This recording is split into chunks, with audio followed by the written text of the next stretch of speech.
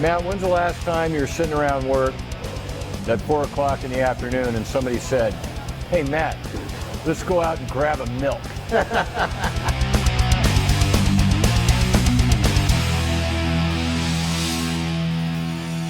Welcome to the Matanuska Brewing Company. My name is Matt Tomter, and this is Beer Buzz. This is a show where we create a buzz over good conversation while we get a buzz drinking 10 beers. Today I'm joined by Jim Roberts. Jim, cheers. Cheers to you, Matt. This is our pre-funk beer. We just had one beforehand just to kind of prepare. Anyways, Jim, are you ready for the show? I am ready for the show. Well, let's finish these up and get started. Cheers.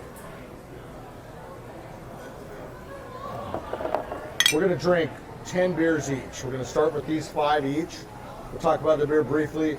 We're going to get to know you. This show's about Alaskans, hanging out with Alaskans. You ready to go? I am totally into this as long as we can start drinking beer, Matt. Well, we're not going to mess around. Let's grab the first one. Let's just start with this. The first beer is one of our easy drinking beers, Snowbike White. It's a light American wheat. Delicious in flavor. Cheers. Cheers, man. Yeah. I love a good wheat beer. First of all, everybody's got a great Alaska story. Where'd you grow up, and when did you get here, and how'd you get here?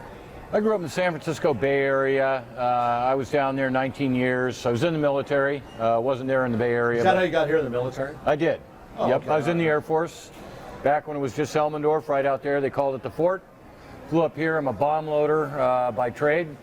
Aircraft armament system specialist, putting air munitions on aircraft. Keeping America safe. Keeping America safe. We got the power. We got the technology. It's all good. We got the good beer.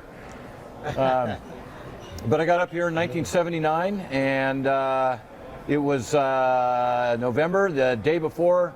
I was on a surfboard out of Santa Cruz, which is south of San Francisco. Stepped off a surfboard, got on a plane the next day, got up here, 3 o'clock in the afternoon, pitch black, 10 degrees below zero, blowing sideways, a wife of about 8 months, and I stepped out of the Anchorage International Airport, which was the Badlands back there, and said, "I ain't never leaving this." Is she still married to you?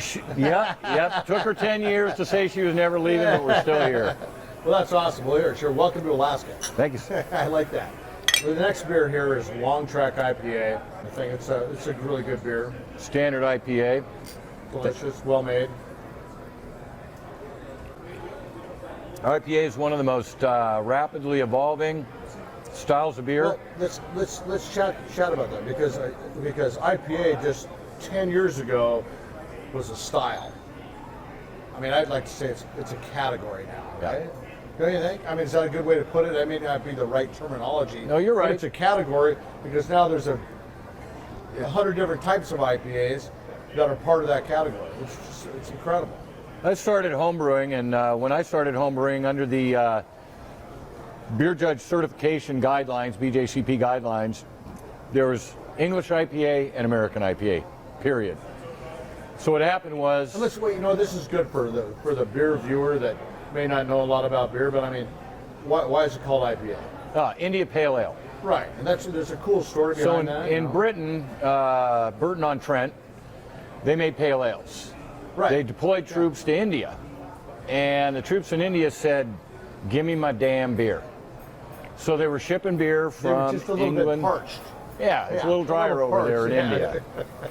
So they were sending the beer over there, but beer is perishable. It is not a product, except for certain beers, it's meant to last a long time. Right.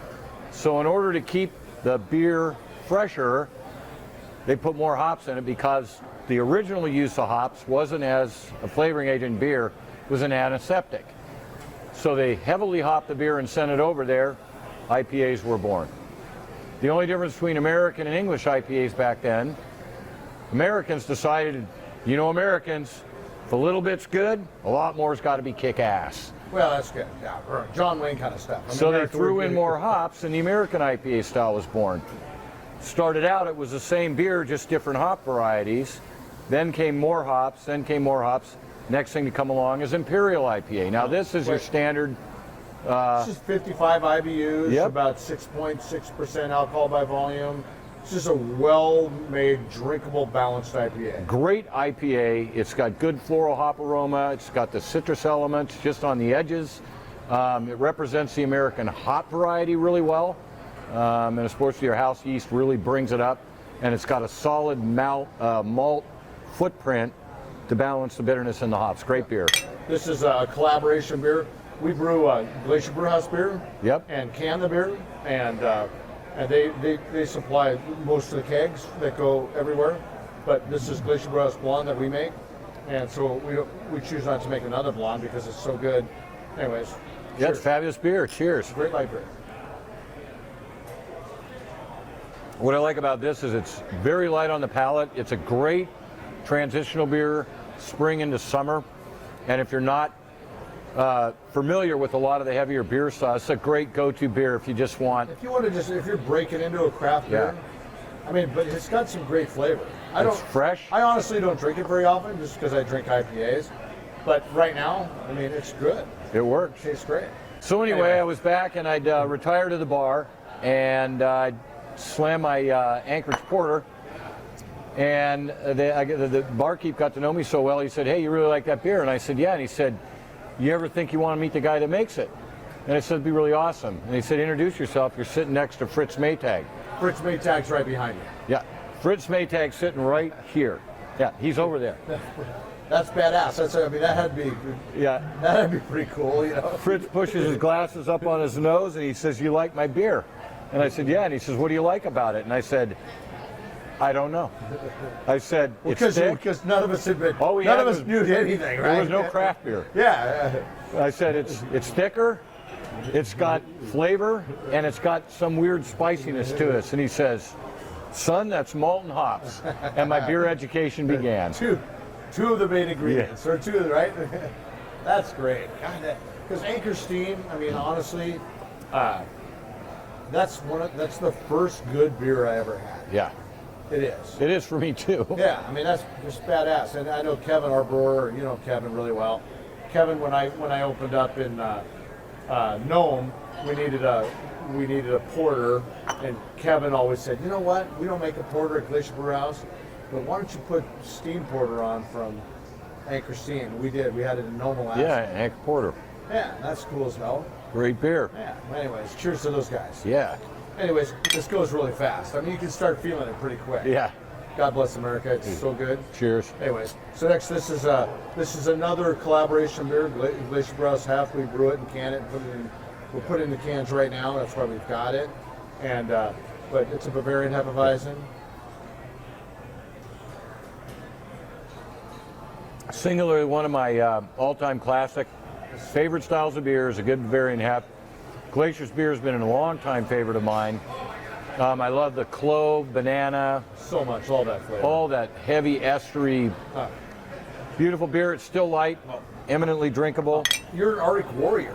I mean, that's kind of badass. I mean, you came up here as a soldier. I mean, what's like the badass? What's the craziest thing you ever did as a soldier? I mean, they said you go other places in the world. Yeah, and they ship you I off. went over there. I never saw combat. I did bring, which is good because combat sucks. Yeah, it's only when it's absolutely necessary is when we should be doing that, right? That's absolutely right. But had a lot of fun in a lot of different places, and I'll tell you, our military people are beer drinkers. They're beer drinkers before they're wine drinkers, and they're before they're hard liquor drinkers. Our military loves good beer. We sponsor the rugby team, the military rugby team, and we've done a lot. We do a lot of things on base where we serve beer out there and sponsor their events because it's a whole little world inside this world of Anchorage and Alaska. Yeah. You get on base, a big world. It's a big world, but you get in there and it's a whole. If you live in Anchorage or anywhere in Alaska, and then you go on base and see a function in there and participate in it, I mean it's proof to me that we've got a really great group of people doing some really important work for us. Yeah. That are quality folks. I mean, I like those guys. And our community up here treats military people very well. At least when I was in the Air Force, and it was Elmendorf. Elmendorf was the second most desirable assignment in the Air Force, next to Hickam, and then Spain. The more people, more guys want to come up here, and more guys come up here and get out and come back. That'll tell you, Alaska kicks ass. So the next beer right here is Magnitude 9.2. We brewed this the day we were canning this beer for the first time. Was the day the 7.0 earthquake hit at the end of November.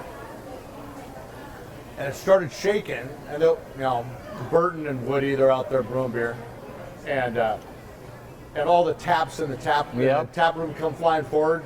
Those guys ran over there, and Woody ran over there, stopped them, saved the beer, right? Saved the beer. That was great. And then it stopped, and then they just kept going. So we canned the first time we canned the beer, which is kind of a memorial for the 64 quake. And so for the uninitiated, 9.2 was the magnitude of the 64 earthquake, right? It was. Yeah. So Kevin made a beer for it. It's so it's kind of citrusy, super light beer, and it packs a punch. Pray tell, what is the alcohol? 9.2%. Oh, 9.2. That's why it. Dude, it knocks your dick in the dirt. Yeah. You drink a couple of these in a pint glass, you're done. I can pretty well guarantee you, if you ask any brewer whether they'd rather have their cans in the community or their bottles in the community, they'd rather have their cans in the community. And most people think, well, that's because brewers are a bunch of eco-yuppie, green-centric people. Well, that's part of it. Kevin's not. Yeah, that's part of it. But canned beer is closer to what the brewer intended for a number of reasons. First of all, cans are impervious to light. Yeah, Light is the number 2 enemy of beer. Okay, the other one is oxygen. Cans have less headspace than bottles do. No, you're right, they're sealed. So here we are, Jim. We've made it through 5 beers. We've got 5 beers more each to go. But at this part of the show, what I really like to do is jump in and just put another element into it. Well, Jack Daniel's the Sinatra Select. I'm like a huge fan of Frank Sinatra. Oh, yeah. And he's the only guy that ever owned property on the Jack Daniel's estate other than family members, right? But he's the chairman of the board, right? So let's take a little. This is really great whiskey. Let's take a little shot of Jack, and let's find something to drink it to. Is there? Do you have any piece of advice or anything to the general public? I mean, let people know all about it. So when you're in an environment like this, and it's really a mass consumption environment, 5 down, 5 to go, and a shot in the middle, right? Yeah, it's badass. Yeah. 3 things. Water is your friend. Never, and underline the word never, eat anything bigger than will come out your nose. Bad. Ooh. For example, chickpeas, bad. Hummus is good. And number 3, we're all beer ambassadors, so drink responsibly. That's really what it is. Cheers to that. Cheers to that.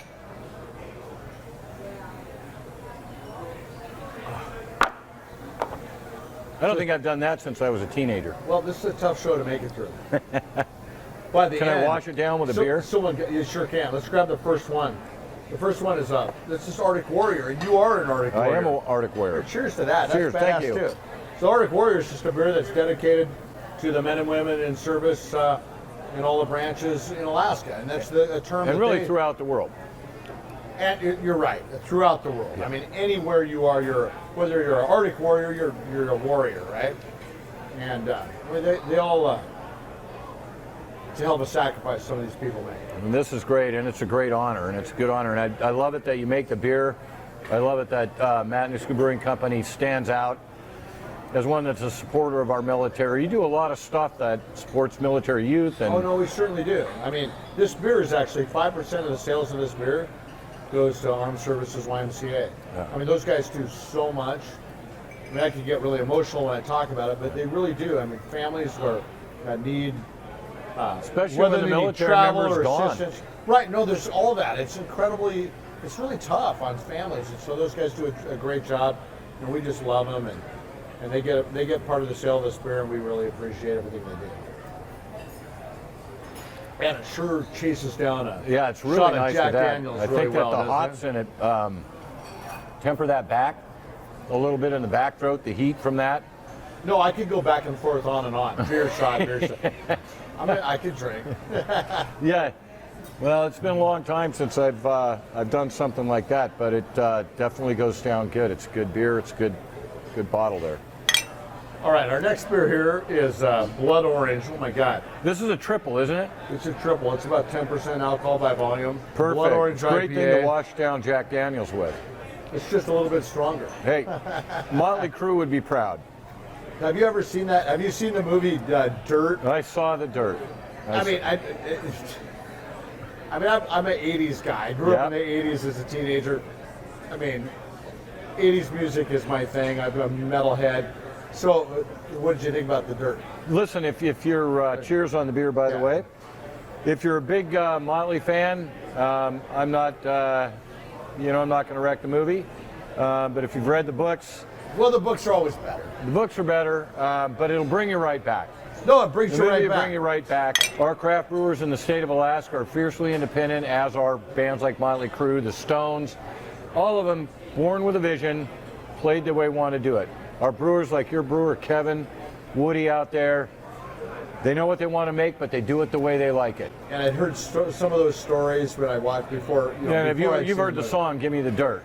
Yeah. You know, and I think if you compare it a lot to Motley's earlier work. Shout at the Devil. That was my first album. I bought the album Shout at the Devil. Time. Yeah, classic. It was crazy. I remember when I was living in California, my dad was driving me home one day, and we lived in a little town called Orinda.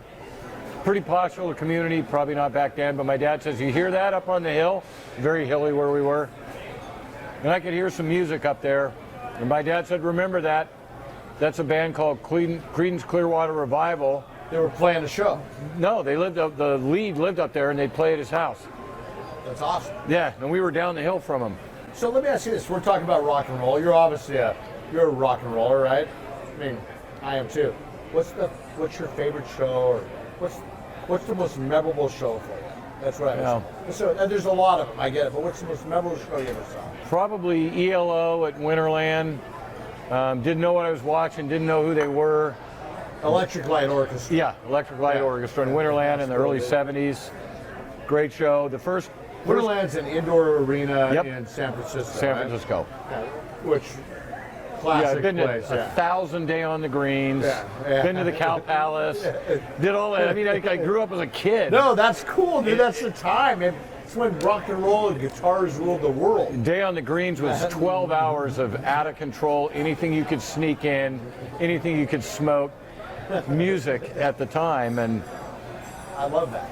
I was young to appreciate it, and then I got into beer. Well, beer is great. I think our next beer, Jim. I mean, let's go into this. We haven't even talked about it yet. You write a column in the Anchorage Press, which is a small local newspaper, and there's the picture of you isn't you like right now. It's Dr. Fermento. Right. And you write a column about beer, which has been going on for a long time. How the hell did that start? Let's just talk about that. So Dr. Fermento, the name Dr. Fermento, you might recognize this. Anybody from the San Francisco Bay Area, Dr. Demento, Dr. Demento. So when the weird. I know that is.